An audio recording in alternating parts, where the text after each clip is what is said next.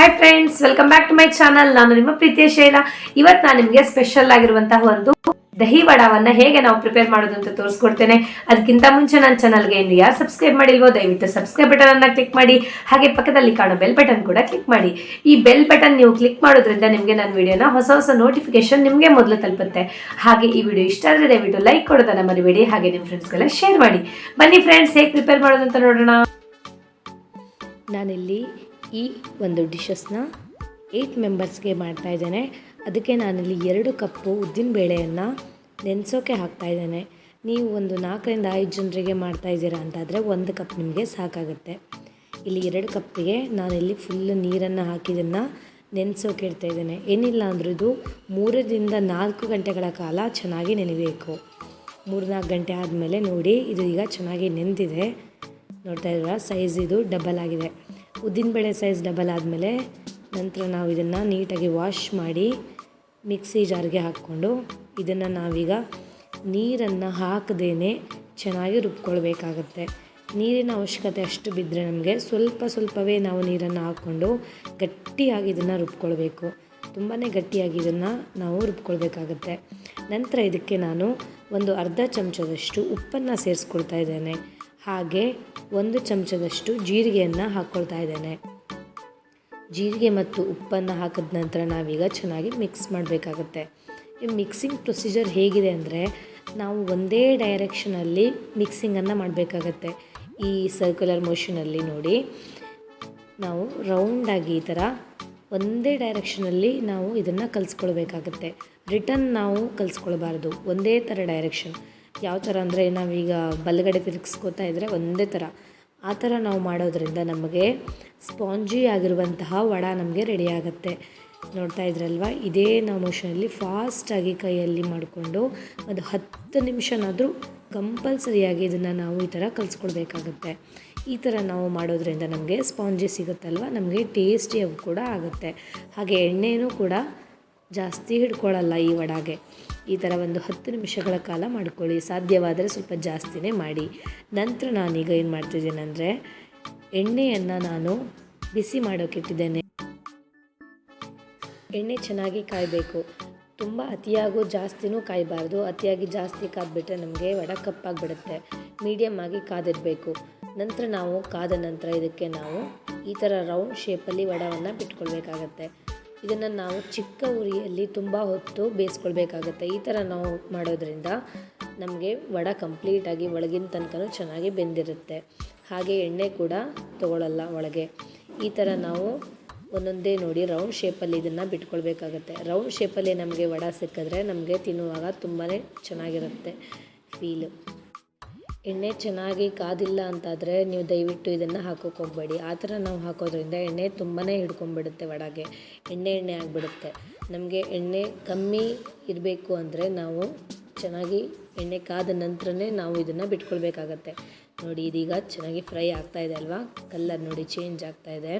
ತುಂಬ ಕೆಂಪಗೆ ನಮಗೆ ಇದನ್ನು ಫ್ರೈ ಮಾಡೋ ಅವಶ್ಯಕತೆ ಇಲ್ಲ.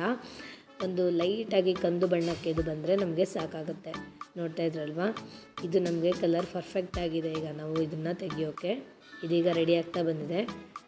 ಎಲ್ಲ ವಡವನ್ನು ಇದೇ ಥರ ನಾವು ಈಗ ಚೆನ್ನಾಗಿ ಫ್ರೈ ಮಾಡೋಣ. ನೋಡಿ, ಎಲ್ಲವನ್ನು ಫ್ರೈ ಮಾಡ್ಕೊಂಡಾಗಿದೆ. ಅದು ನಿಮಗೆ ಓಪನ್ ಮಾಡಿ ತೋರಿಸ್ತೇನೆ. ತುಂಬ ಎಣ್ಣೆ ಆಗಿಲ್ಲ, ಕರೆಕ್ಟಾಗಿದೆ ನಮಗಿದು. ಒಳಗಡೆ ನೋಡಿ ಎಷ್ಟು ಪರ್ಫೆಕ್ಟಾಗಿ ಸ್ಪಾಂಜಿಯಾಗಿ ಬಂದಿದೆ ಈ ವಡ ಅಂತ.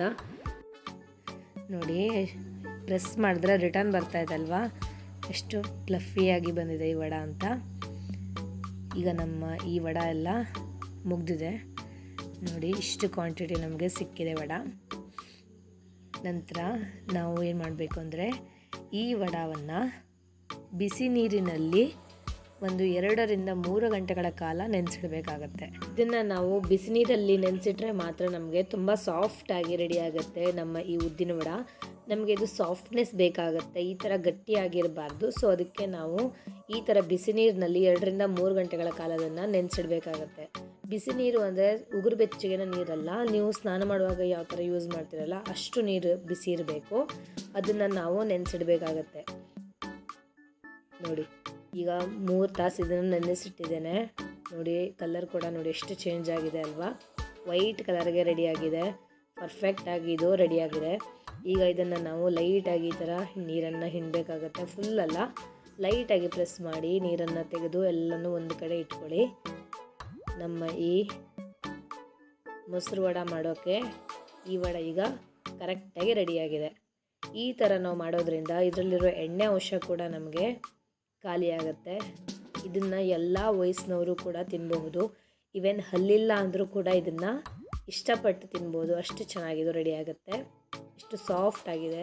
ಎಣ್ಣೆ ಕೂಡ ಅಂಶ ಇಲ್ಲದೆ ಇರೋದ್ರಿಂದ ಇದು ಒಳ್ಳೆ ಡೈಟಿಂಗ್ ಫುಡ್ ಅಂತ ಕೂಡ ಹೇಳ್ಬೋದು. ನಂತರ ನಾವು ಈ ದಹಿ ವಡಾಗೆ ಬೇಕಾಗಿರುವಂಥ ಒಂದು ಸ್ಪೆಷಲ್ ಮಸಾಲವನ್ನು ರೆಡಿ ಮಾಡಬೇಕಾಗುತ್ತೆ. ಇದಕ್ಕೆ ನಾವು 3 ಟೇಬಲ್ ಸ್ಪೂನಷ್ಟು ಜೀರಿಗೆಯನ್ನು ತೊಗೊಳ್ಬೇಕು. ಹಾಗೆ 1 ಚಮಚ ಅಜ್ವಾನವನ್ನು ಕೂಡ ತೊಗೊಳ್ಬೇಕಾಗತ್ತೆ. ಈ ಜೀರಿಗೆ ಮತ್ತು ಅಜ್ವಾನವನ್ನು ನೀಟಾಗಿ ಈ ಥರ ಒಂದು ಬಾಣಲೆಯಲ್ಲಿ ಹಾಕಿ ಫ್ರೈ ಮಾಡಬೇಕಾಗತ್ತೆ. ಇದು ಎರಡು ಮಿಕ್ಸ್ ಮಾಡಿ ಆಗುವಂತಹ ಈ ಕಾಂಬಿನೇಷನ್ ಮಸಾಲ ಇದೆಯಲ್ಲ, ಎಷ್ಟು ಟೇಸ್ಟ್ ಆಗಿರುತ್ತೆ ಅಂದರೆ ಈ ದಹಿ ವಡೆಗೆ ಸ್ಪೆಷಲಾಗಿ ಒಂದು 100% ಇದೇ ನಮಗೆ ಟೇಸ್ಟ್ ಕೊಟ್ಟುಬಿಡುತ್ತೆ. ಅಷ್ಟು ಚೆನ್ನಾಗಿದು ಮಸಾಲ ರೆಡಿ ಆಗುತ್ತೆ. ಇದು ಮಾತ್ರ ನೀವು ಸ್ಕಿಪ್ ಮಾಡಿಕೊಳ್ಳೇಬಾರ್ದು. ಅಷ್ಟು ಟೇಸ್ಟಿಯಾಗಿರುವಂತಹ ಮಸಾಲವನ್ನು ಹಾಕಿದ್ರೆ ಮಾತ್ರ ನಮಗೆ ಈ ಒಂದು ಟೇಸ್ಟ್ ಆಗಿರುವಂಥ ಡಿಶಸ್ ನಮಗೆ ರೆಡಿ ಆಗುತ್ತೆ. ನೋಡಿ, ಇದು ರೋಸ್ಟ್ ಆಗ್ತಾ ಇದೆ, ಕಂದು ಬಣ್ಣಕ್ಕೆ ತಿರುಗ್ತಾ ಇದೆ ಅಲ್ವಾ. ಕಂದು ಬಣ್ಣಕ್ಕೆ ತಿರುಗಿದ ನಂತರ ನಾವು ಗ್ಯಾಸನ್ನು ಆಫ್ ಮಾಡ್ಕೊಳ್ಬೇಕಾಗತ್ತೆ. ನೋಡಿ, ಈ ಕಲರ್ ಬರ್ತಾ ಇದೆ ಅಲ್ವಾ. ಈಗ ನಾವು ಗ್ಯಾಸನ್ನು ಆಫ್ ಮಾಡ್ಕೊಳ್ಬೇಕು. ನಂತರ ನಾವು ಇದಕ್ಕೆ ಒಂದು ಅರ್ಧ ಚಮಚದಷ್ಟು ಉಪ್ಪನ್ನು ಸೇರಿಸಬೇಕು. ಹಾಗೆ ಇದಕ್ಕೆ ನಾವು ಒಂದು ಅರ್ಧ ಚಮಚದಷ್ಟು ಖಾರದ ಪುಡಿಯನ್ನು ಹಾಕ್ಕೊಳ್ಬೇಕು. ನಿಮಗೆ ಖಾರ ಜಾಸ್ತಿ ಬೇಕು ಅನಿಸಿದ್ರೆ ಸ್ವಲ್ಪ ಜಾಸ್ತಿ ಹಾಕ್ಕೊಳ್ಳಿ. ನಂತರ ನಾನಿಲ್ಲಿ ಚಾಟ್ ಮಸಾಲ ಪುಡಿಯನ್ನು 3 ಚಮಚ ಯೂಸ್ ಮಾಡಿದ್ದೇನೆ. ಇದನ್ನು ನಾವೀಗ ನೀಟಾಗಿ ಮಿಕ್ಸ್ ಮಾಡಬೇಕಾಗತ್ತೆ. ಇದನ್ನು ನಾವು ಈ ಥರ ಲೈಟಾಗಿ ಮಿಕ್ಸ್ ಮಾಡಬೇಕು. ಇದು ಕರೆಕ್ಟಾಗಿ ಮಿಕ್ಸ್ ಆದ ನಂತರ ನಾವು ಇದನ್ನು ಮಿಕ್ಸಿ ಜಾರಿಗೆ ಹಾಕಿ ಕರೆಕ್ಟಾಗಿ ಪುಡಿಯನ್ನು ಮಾಡ್ಕೊಳ್ಬೇಕಾಗತ್ತೆ. ಕೈಯ ಸಹಾಯದಿಂದನೂ ಕೂಡ ನೀವು ಪುಡಿ ಮಾಡ್ಕೊಳ್ಬಹುದು. ಇಲ್ಲಿ ನಾನು ಮಿಕ್ಸಿ ಜಾರಿಗೆ ಹಾಕಿ ಪರ್ಫೆಕ್ಟ್ ಆಗಿರುವಂಥ ಒಂದು ಫೈನ್ ಪೌಡರನ್ನು ರೆಡಿ ಮಾಡ್ಕೊಂಡಿದ್ದೇನೆ. ನಂತರ ಈಗ ನೋಡಿ, ಗಟ್ಟಿಯಾಗಿರುವಂತಹ ಮೊಸರನ್ನ ತೊಗೊಂಡಿದ್ದೇನೆ. ಇಲ್ಲಿ 1 ಲೀಟರ್ ನಾನು ಗಟ್ಟಿಯಾಗಿರುವಂತಹ ಮೊಸರನ್ನ ತೊಗೊಳ್ಬೇಕು. ನೋಡ್ತಾ ಇದ್ರಲ್ವ ಎಷ್ಟು ಗಟ್ಟಿಯಾಗಿದೆ ಅಂತ. ಈಗ ಈ ಮೊಸರನ್ನ ರೆಡಿ ಮಾಡೋದು ಹೇಗೆ ಅಂದರೆ, ಇದಕ್ಕೆ ನಾನು 1/4 kg ಸಕ್ಕರೆಯನ್ನು ಯೂಸ್ ಮಾಡಿದ್ದೇನೆ. ಸಕ್ಕರೆ ಇದು ಜಾಸ್ತಿನೇ ಬೇಕಾಗುತ್ತೆ, ಯಾಕಂದರೆ ಫುಲ್ ನಮಗೆ ಮೊಸರು ಇದೆಯಲ್ಲ ತಿಂದರೆ ನಮಗೆ ಸ್ವೀಟ್ ಅನಿಸ್ಬೇಕು, ಅಲ್ಲಿ ತನಕನೂ ನಾವು ಇದಕ್ಕೆ ಸಕ್ಕರೆ ಬೇಕಾಗುತ್ತೆ. ಇದು ಚಪ್ಪೆಯಾಗಿರುವಂತಹ ಮೊಸರು, ಅದಕ್ಕೆ ನಾನು 1/4 kg ತೊಗೊಂಡಿದ್ದೇನೆ. ನಿಮಗೆ ಯಾವ ಥರ ಕ್ವಾಂಟಿಟಿಲಿ ಬೇಕು ನೋಡಿ ಹಾಕ್ಕೊಳ್ಳಿ. ಒಟ್ಟು ನಮಗೆ ಮೊಸರು ಸ್ವೀಟ್ ಆಗಬೇಕು. ಇದನ್ನು ನಾವು ಜಸ್ಟ್ ಲೈಟಾಗಿ ಒಂದು ಈ ಥರ ಮಿಕ್ಸ್ ಕೊಟ್ಟು ಇದನ್ನು ನಾವು ಫ್ರಿಜ್ಜಲ್ಲಿ ಇಡಬೇಕಾಗತ್ತೆ. ಸೆಟ್ ಮಾಡೋಕ್ಕೆ 1 ಅವರ್ಗಳ ಕಾಲ ಇದನ್ನು ನಾವು ಫ್ರಿಜ್ಜಲ್ಲಿ ಇಡಬೇಕು. ಇಲ್ಲ ಹೊರಗಡೆನೇ ಇಟ್ಬಿಟ್ರೆ ಸಕ್ಕರೆಯಲ್ಲಿರುವ ನೀರು ಬಿಟ್ಟುಕೊಂಡು ತೆಳ್ಳಗಾಗ್ಬಿಡುತ್ತೆ ಮೊಸರು, ಅದಕ್ಕೆ ಫ್ರಿಜ್ಜಲ್ಲಿ ಇಡಬೇಕು. ನಂತರ ನಾವು ಒಂದು ಮಸಾಲವನ್ನು ರೆಡಿ ಮಾಡೋಕ್ಕೆ ಇಲ್ಲಿ ನಾನು ಪುದೀನವನ್ನು ತೊಗೊಳಕ್ಕೆ ಬಂದಿದ್ದೇನೆ. ಇದು ನಮ್ಮ ಮನೆಯಲ್ಲಿರುವ ಪುದೀನ ಗಿಡ. ಇದರಿಂದ ನಾನು ಒಂದು 4 ಚಮಚದಷ್ಟು ಎಲೆಯನ್ನು ತೊಗೊಂಡಿದ್ದೇನೆ. ಹಾಗೆ 1 ಕಪ್ನಷ್ಟು ಕೊತ್ತಂಬರಿ ಸೊಪ್ಪನ್ನು ತೊಗೊಂಡಿದ್ದೇನೆ. ನೋಡಿ, ಈಗ ಆ ತೊಗೊಂಡಂತಹ ಪುದೀನ ಸೊಪ್ಪು ಹಾಗೆ ಈ ತೊಗೊಂಡಂತಹ ಕೊತ್ತಂಬರಿ ಸೊಪ್ಪನ್ನು ಮಿಕ್ಸಿ ಬೌಲ್ಗೆ ಹಾಕ್ಕೊಳ್ತಾ ಇದ್ದೇನೆ. ಖಾರಕ್ಕೋಸ್ಕರ ನಾನು 2 ಇಲ್ಲಿ ಹಸಿಮೆಣಸನ್ನು ತೊಗೊಳ್ತಾ ಇದ್ದೇನೆ.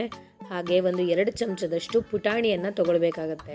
ಈ ಪುಟಾಣಿಯನ್ನು ಹಾಕೋದ್ರಿಂದ ಈ ನಮ್ಮ ಏನು ಟೆಕ್ಸ್ಚರ್ ಇದೆಯಲ್ಲ ಗಟ್ಟಿಯಾಗಿ ಸಿಗುತ್ತೆ ಚಟ್ನಿ ನಮಗೆ, ಇಲ್ಲ ಅಂದರೆ ತೆಳ್ಳಗಾಗ್ಬಿಡುತ್ತೆ. ಹಾಗೆ ಇದಕ್ಕೆ ಒಂದು ಅರ್ಧ ಚಮಚದಷ್ಟು ಉಪ್ಪನ್ನು ಸೇರಿಸ್ಕೊಳ್ತಾ ಇದ್ದೇನೆ. ನೋಡಿ, ಪರ್ಫೆಕ್ಟಾಗಿ ರೆಡಿಯಾಗಿದೆ ಚಟ್ನಿ. ಪುಟಾಣಿ ಹಾಕಿರೋದ್ರಿಂದ ಸ್ವಲ್ಪ ಗಟ್ಟಿಯಾಗಿ ರೆಡಿಯಾಗಿದೆ ಅಲ್ವಾ. ನೋಡಿ, ಪರ್ಫೆಕ್ಟ್ ಆಗಿದೆ ಕನ್ಸಿಸ್ಟೆನ್ಸಿ. ನಂತರ ಈಗ ನಾವೇನು ಮಾಡಬೇಕು ಅಂದರೆ, ನೋಡಿ ಇಲ್ಲಿ ನಮಗೆ ವಡೆ ರೆಡಿಯಾಗಿ ಸಿಕ್ಕಿದೆ. ಮೇಲಿಂದ ನಾವು ಇದಕ್ಕೆ ಮೊಸರನ್ನು ಈ ಥರ ಫುಲ್ ಕವರ್ ಮಾಡಿ ಹಾಕ್ಕೊಳ್ಬೇಕಾಗತ್ತೆ. ಫುಲ್ ಜಾಸ್ತಿನೇ ಹಾಕ್ಕೊಳ್ಳಿ ಮೊಸರನ್ನು. ಮೊಸರು ಜಾಸ್ತಿ ಇದ್ದಷ್ಟು ಇದಕ್ಕೆ ಸಖತ್ ಟೇಸ್ಟ್ ಸಿಗುತ್ತೆ. ಅದಕ್ಕೆ ನಾನು ನಿಮಗೆ 1 ಲೀಟ್ರ್ ಮೊಸರು ಬೇಕಾಗುತ್ತೆ ಅಂತ ಹೇಳಿದ್ದು. ನೋಡಿ, ವಡೆ ಇಲ್ಲಿ ಕಾಣಬಾರ್ದು, ಆ ಲೆವೆಲಿಗೆ ನೀವು ಮೊಸರನ್ನು ಹಾಕಬೇಕಾಗತ್ತೆ. ನೋಡಿ, ಇದರ ಮೇಲೆ ಫುಲ್ ಹಾಕ್ಕೊಳ್ಳಿ. ಮೊಸರು ಜಾಸ್ತಿ ಇದ್ದರೆ ತಿನ್ನುವಾಗ ಮೊಸರು ಜಾಸ್ತಿ ಸಿಗ್ತಾಯಿದ್ರೆ ಅದರ ಮಜಾನೇ ಬೇರೆ. ನೋಡಿ, ಈ ಥರ ಫುಲ್ ಕವರ್ ಮಾಡ್ಕೊಳ್ಳಿ ಮೊಸರನ್ನು ಹಾಕ್ಕೊಂಡು. ನೋಡ್ತಾ ಇದ್ರಲ್ವಾ, ಈ ಥರ ಕವರ್ ಮಾಡ್ಕೊಳ್ಳಿ ಫುಲ್ಲು. ಪ್ಲೇಟ್ ಫುಲ್ಲ ತುಂಬಬೇಕು ಮೊಸರು, ಅಷ್ಟು ಮೊಸರು ಇರಬೇಕಾಗತ್ತೆ. ನಂತರ ಇದಕ್ಕೆ ಮೇಲಿಂದ ಚಟ್ನಿಯನ್ನು ಹಾಕ್ಕೊಳ್ತಾ ಇದ್ದೇನೆ. ನಾವು ಮಾಡ್ಕೊಂಡಿದ್ವಲ್ಲ ಗ್ರೀನ್ ಕಲರ್ ಚಟ್ನಿ, ಆ ಚಟ್ನಿಯನ್ನು ಸ್ವಲ್ಪ ಹಾಕ್ಕೊಳ್ಳಿ ಅಲ್ಲಲ್ಲಿ. ನಿಮಗೆ ಜಾಸ್ತಿ ಬೇಕು ಅನಿಸಿದ್ರೆ ನೀವು ಜಾಸ್ತಿ ಹಾಕ್ಕೊಳ್ಳಿ. ನಂತರ ನಾವು ಇದಕ್ಕೆ ಆಗಲೇ ಮಾಡ್ಕೊಂಡಂತಹ ಒಂದು ಪುಡಿ ಇದೆಯಲ್ಲ, ಈ ಮಸಾಲ ಪುಡಿ, ಮಸಾಲ ವಡಕ್ಕೆ ಬೇಕಾಗಿರುವಂತಹ ಈ ಪುಡಿ ಇದೆಯಲ್ಲ, ಅದನ್ನು ನಾವೀಗ ಮೇಲಿಂದ ಈ ಥರ ಸ್ಪ್ರೆಡ್ ಮಾಡ್ಕೊಳ್ಬೇಕು. ನೋಡಿ ಎಷ್ಟು ಕಲರ್ಫುಲ್ಲಾಗಿ ಅಟ್ರಾಕ್ಟಿವ್ ಆಗಿ ಕಾಣಿಸ್ತಾ ಇದೆ ಅಲ್ವಾ. ಈ ಪೌಡರ್ ಮೇಲಿಂದ ಬಿದ್ದಿರೋದ್ರಿಂದ ಅಂತೂ ಸಖತ್ತಾಗಿ ಕಾಣಿಸ್ತಾ ಇದೆ. ಟೇಸ್ಟ್ ಕೂಡ ಅಷ್ಟೇ ಸಖತ್ತಾಗಿ ರೆಡಿಯಾಗಿರುತ್ತೆ ಇದು. ನೋಡೋಣ, ಈಗ ಟೇಸ್ಟ್ ಮಾಡ್ತೀನಿ ಒಂದು. ನೋಡಿ ಎಷ್ಟು ಸಾಫ್ಟಾಗಿ ರೆಡಿಯಾಗಿದೆ ಅಂದರೆ ಅಲ್ಲಿಲ್ಲ ಅಂದರೂ ಕೂಡ ತಿನ್ಬೋದು, ಅಷ್ಟು ಚೆನ್ನಾಗಿದೆ ಇದು. ನೋಡಿ, ಮಾರ್ನಿಂಗ್ ಬ್ರೇಕ್ಫಾಸ್ಟ್ಗೂ ಮಾಡ್ಬೋದು ಅಥವಾ ಈವ್ನಿಂಗೂ ಕೂಡ ಇದನ್ನು ಮಾಡ್ಕೊಂಡು ತಿನ್ಬಹುದು.